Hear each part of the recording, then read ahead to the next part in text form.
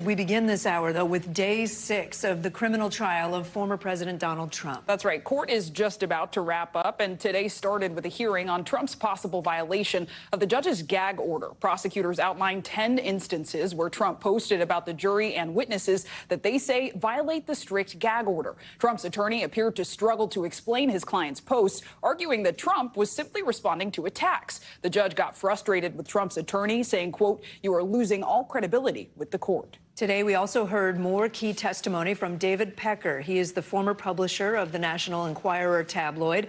Pecker allegedly helped organize what's known as a catch-and-kill scheme to stop negative stories about Mr. Trump from becoming public during the 2016 presidential campaign. Leading us off this hour, NBC News correspondent Rehema Ellis is outside the courthouse in Lower Manhattan. Also with us here on set, Brian Stelter. He's a special correspondent for Vanity Fair magazine. Rehema, I'll go to you first. I know court is either just wrapped up or about to wrap up, and talk about what we heard from David Pecker and what happened with that gag order earlier.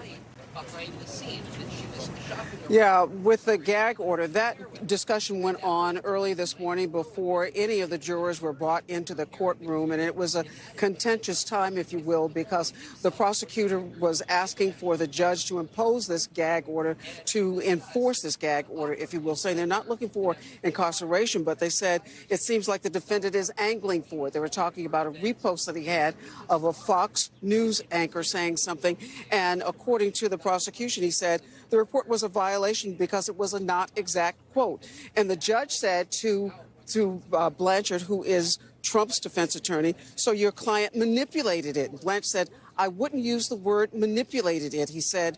And the judge then said, your argument that these are reposts does not apply to this. The judge said then, you are losing credibility. You are losing all credibility with the court. I have to tell you, that was not, and those are the judge's words. A tense moment in the court. The judge did not make any decision about that gag order. He says he will do that at a later time.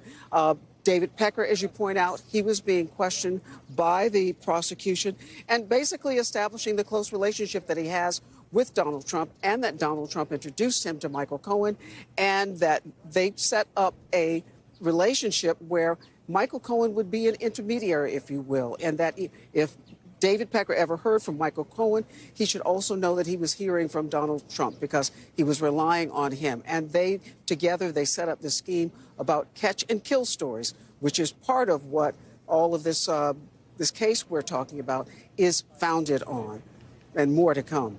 Thanks for watching. Stay updated about breaking news and top stories on the NBC News app or follow us on social media.